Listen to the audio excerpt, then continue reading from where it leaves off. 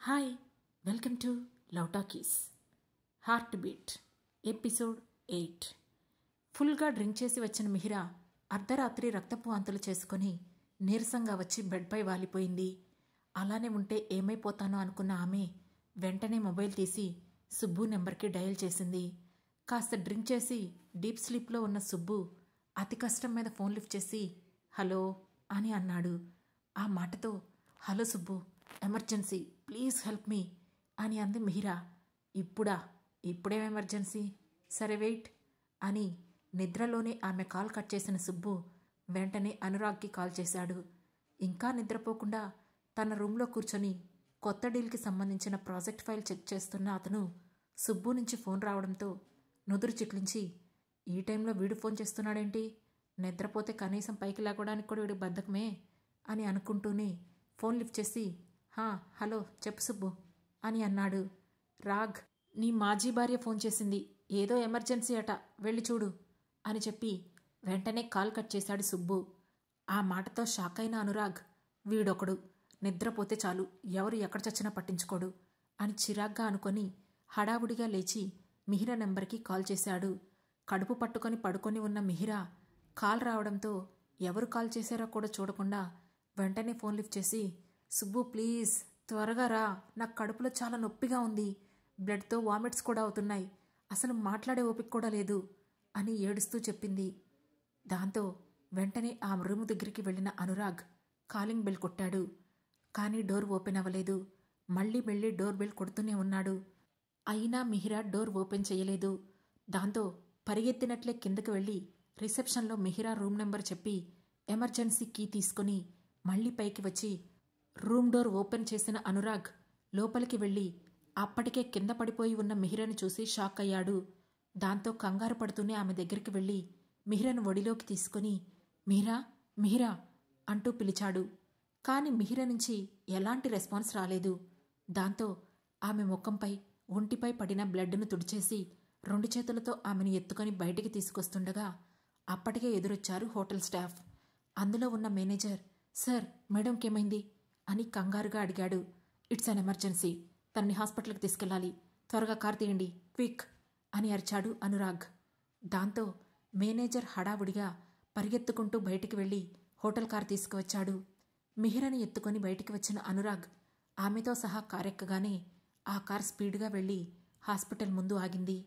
ఆమెను అలాగే ఎత్తుకొని ఎమర్జెన్సీ వార్డులోకి తీసుకెళ్లాడు Anurag. Already hotel manager phone చేయడంతో డాక్టర్స్ కూడా వెంటనే రియాక్ట్ అవుతూ ఆమెకు ట్రీట్మెంట్ ఇవ్వడం స్టార్ట్ చేశారు. ఆ రాత్రంతా అనురాగ్ అక్కడే ఉన్నాడు. తెల్లవారుజామున ట్రీట్మెంట్ చేసి బయటికి వచ్చిన డాక్టర్ సరాసరి అనురాగ్ దగ్గరికి వెళ్ళి హలో మిస్టర్, మీరు తనకేమవుతారు అని అడిగాడు. ఆ మాటతో వెంటనే ఏం సమాధానం చెప్పాలో తెలియక అరనిమిషం పాటు తికమక పడిన అనురాగ్ నేను తన ఫ్రెండ్ని డాక్టర్ అని చెప్పాడు. ఓ ఓకే, తన ఫ్యామిలీ మెంబర్స్ ఎవరూ రాలేదా అని అడిగాడు డాక్టర్. నో డాక్టర్, తనకి ఫ్యామిలీ మెంబర్స్ ఎవరు ఇక్కడ లేరు. ఇంతకీ తనకేమైంది డాక్టర్, ఎనీథింగ్ సీరియస్ అని అడిగాడు అనురాగ్. ఆ మాటతో చిన్న స్మైల్ ఇచ్చిన డాక్టర్, నోనో అదేం లేదు, తనకి సివియర్గా గ్యాస్ ఫామ్ అయింది, దాంతో స్టమక్ అప్సెట్ అయ్యి ఇంటెస్టైన్లో ఇంజ్యూర్ అయింది, అందుకే బ్లీడింగ్ అయింది, అంతే. కొన్ని చిన్న జాగ్రత్తలు తీసుకుని ఒక 10 days డైట్ చేస్తే నేనిచ్చే మెడిసిన్స్ వాడితే సరిపోతుంది అని చెప్పి అక్కడి నుంచి వెళ్ళిపోయాడు డాక్టర్. ఆ తర్వాత అనురాగ్ లోపలికి వెళ్ళి బెడ్పై డీప్ స్లీప్లో ఉన్న మిహిరను చూస్తూ కాసేపు అలాగే ఉండిపోయాడు. ఇంతలో అక్కడికి వచ్చిన నర్స్, ఎక్స్క్యూజ్ మీ సార్, తను మరో 6 hours వరకు స్పృహలోకి రాదు, అప్పటి వరకు తనను మేము చూసుకుంటాం, మీరు వెళ్ళి మార్నింగ్ రావచ్చు అని చెప్పింది. ఆ మాటతో థ్యాంక్ యూ అని చెప్పిన అనురాగ్ అక్కడి నుండి వెళ్ళిపోయాడు. మరుసటి రోజు ఉదయమే మిహిరను ఐసీయూ నుంచి రూమ్కి షిఫ్ట్ చేశారు. అప్పటికే స్పృహలోకి వచ్చిన ఆమె విండోలో నుంచి సైలెంట్గా బయటకు చూస్తూ ఆలోచిస్తోంది. తనకు ఎందుకు హెల్త్ అప్సెట్ అయిందో అప్పటికే తనకు నర్స్ చెప్పింది. నిజానికి దానికి కారణం మిహిరకు కూడా తెలుసు. ఎందుకంటే మిహిరా చిన్నప్పటి నుంచి ఒంటరిగా అనాథాశ్రమంలో పెరగడం వల్ల సరైన ఫుడ్ లేకపోవడంతో తరచూ ఆమెకు కడుపులో నొప్పి వచ్చేది. ఇంటర్ తర్వాత ఆర్ఫనేజ్ నుంచి బయటికి వచ్చి చిన్న జాబ్స్ చేస్తూ 1 పూట తింటే 2 పూటలు పస్తుంటూ చదువుకుంది. దాంతో కడుపులో నొప్పి ఆమెను తరచూ బాధించేది. అనురాగ్ని పెళ్లి చేసుకోవడానికి ముందు ఫ్రెండ్స్తో కలిసి ఒకసారి గోవా ట్రిప్ వెళ్ళినప్పుడు అనుకుంటా ఫుల్గా డ్రింక్ చేసి స్పైసీ ఫుడ్ తినడంతో అక్కడ కూడా ఇలాగే రక్తపు వాంతులయ్యాయి. అప్పుడే డాక్టర్స్ ఆమెని డ్రింక్ పూర్తిగా అవాయిడ్ చేయమని చెప్పారు. ఆ రోజు గొంతులో కలిగిన మంటకి, ఆ స్టమక్ అప్సెట్ అయిన విధానానికి అప్పటినుంచి డ్రింక్కి పూర్తిగా దూరంగా ఉంది మిహిరా. కానీ మళ్ళీ అనురాగ్తో డివోర్స్ అయ్యాక తనను తాను యాక్టివ్గా ఉంచుకోవడం కోసం మళ్ళీ డ్రింక్ చేయడం మొదలుపెట్టింది మిహిరా. ముందు రోజు రాత్రి విపరీతంగా డ్రింక్ చేయడంతో మళ్ళీ ఆమె స్టమక్ అప్సెట్ అయ్యింది. అదంతా ఆలోచిస్తున్న మిహిరకి ఛా, ఏం లైఫ్ ఇది. అప్పుడు కడుపు నిండుగా తినడానికి డబ్బులు లేక ఒక బాధ, ఇప్పుడు డబ్బులుండి కూడా హాయిగా తినలేక ఒక బాధ అని అనుకుంది. తన పరిస్థితికి తనపై తనకే నవ్వొచ్చింది. ఇంతలో అక్కడికి వచ్చిన సుబ్బు, హాయ్ మిహిరా, మొత్తానికి బాస్ని అర్ధరాత్రి హాస్పిటల్కి పరిగెత్తించావుగా అని అన్నాడు. ఆ మాటతో ఆలోచనలో నుంచి బయటికి వచ్చి అతన్ని చూస్తూ, వాట్, మీ సార్ వచ్చారా? ఎప్పుడు, ఎక్కడా అని అడిగింది మిహిరా. ఆ మాటతో నుదురు చిట్లించిన సుబ్బు, అదేంటి, బాస్ వచ్చినట్లు నీకు తెలీదా? నిన్ను హాస్పిటల్కి తీసుకొచ్చింది వాడే కదా అని అన్నాడు. ఏంటి, మీ బాస్ నన్ను హాస్పిటల్కి తీసుకొచ్చారా? జోక్ చాలా బాగుందిలే, కానీ నవ్వు రాలేదు అని నిరాశగా అంది మిహిరా. ఓయ్, నేను చెప్పేది నిజం. నేను ఒక్కసారి నిద్రపోతే మళ్ళీ లేవడం అంటే జరగని పని. అందుకే నువ్వు కాల్ చేయగానే నేను లేవలేక తనకి కాల్ చేశాను. తనే నిన్ను హాస్పిటల్కి తీసుకువచ్చాడు అని చెప్పాడు సుబ్బు. ఆ మాట విన్న మిహిరా నిజమేనా అన్నట్లు ఆశ్చర్యంగా చూసింది. ఇంత చెప్పాక కూడా నువ్వు నమ్మకపోతే ఇక నేను చేసేదేం లేదులే అని అన్నాడు సుబ్బు. సర్లే, నమ్ముతాను అని అంది మిహిరా. అప్పుడే డాక్టర్ రౌండ్స్కి రావడంతో, డాక్టర్, మా మిహిరకి ఎలా ఉంది అని అడిగాడు సుబ్బు.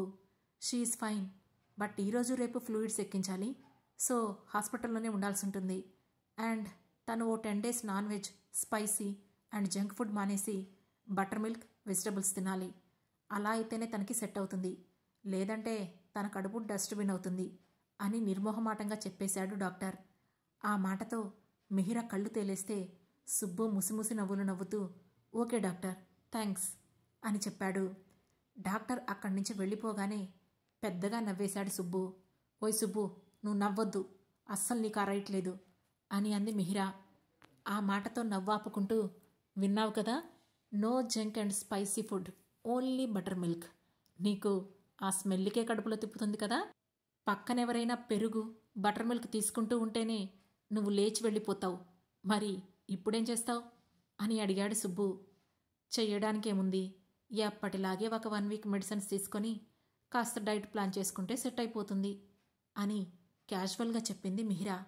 అది విన్న సుబ్బు, అంత ఈజీగా చెప్పేస్తున్నావేంటి, ఇదేదో నీకు బాగా అలవాటే అన్నట్లు అని అడిగాడు సుబ్బు. అవును సుబ్బు, ఇది నాకు అలవాటే, నెమ్మదిగా తలదించుకొని చెప్పింది మిహిరా. అలవాట అంటే ఏంటి, నీకింతకు ముందు కూడా ఇలాగే జరిగిందా అని ఆశ్చర్యంగా అడిగాడు సుబ్బు. చాలాసార్లు జరిగింది, ఇంతకంటే సివియర్గా కూడా జరిగింది, సో నాకు అలవాటైపోయింది సింపుల్గా అంది మిహిరా. ఓ, అంటే కడుపులో ఇంత పెద్ద డిస్టర్బెన్స్ అవుతుందని తెలిసి కూడా రాత్రి స్పైసీ ఫుడ్డు, వైను అంటూ డ్యాన్సులేసావు. అవును, ఇంతకీ ఈ విషయం గురించి మీ ఆయనకి తెలుసా అని అడిగాడు సుబ్బు. ఆ మాటతో తలదించుకొని చేతి వేళ్లు చూసుకోవడం మొదలుపెట్టింది మిహిరా. ఆమె బిహేవియర్ని బట్టి మిహిరకు ఆ ప్రాబ్లం ఉందని, అనురాగ్కు తెలియదని అర్థం అవడంతో, నిన్నే అడిగేది, చెప్పు అన్నాడు సుబ్బు. లేదు, తనకు తెలీదు అని చెప్పింది మిహిరా. ఏ, నువ్వెందుకు చెప్పలేదు అని అడిగాడు సుబ్బు. ఆ మాటతో కళ్ళు మాత్రమే పైకెత్తి, ఎలా చెప్పను సుబ్బు, లైఫ్ లాంగ్ కలిసి ఉండేవాళ్ళమైతే ఒకరి గురించి ఒకరికి పూర్తిగా తెలియాలి. కానీ మేము అలా కాదు కదా, సంవత్సరం ఒప్పందం మీద పెళ్లి చేసుకున్నాం, సో చెప్పాల్సిన అవసరం రాలేదు, అందుకే చెప్పలేదు అని అంది మిహిరా.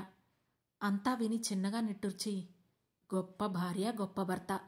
యాక్చువల్లీ 1 month బ్యాక్ ముందు వరకు మీ ఇద్దరిని చూస్తే మీ ఇద్దరి మధ్య ఇంత గ్యాప్ ఉందని ఎవరూ అనుకోరు అని అన్నాడు సుబ్బు. ఆ మాటకి చిన్నగా నవ్వుతూ, మనుషులు లతలా పెనవేసుకున్నంత మాత్రాన వాళ్ల మధ్య దాపరికాలు ఉండవని అనుకోవటం మన మూర్ఖత్వం సుబ్బు అని అంది మిహిరా. సరిసర్లే, నువ్వు వేదాంతం మాట్లాడుకు, నేను వినలేను అని అన్నాడు సుబ్బు. ఈ విషయమే కాదు సుబ్బు, అతనికి అసలు నా గురించి ఏమీ తెలీదు అని అంది మిహిరా. వాడు తెలుసుకోలేదా? లేదంటే వాడికి తెలుసుకునే ఆప్షన్ నువ్వివ్వలేదా అని అడిగాడు సుబ్బు.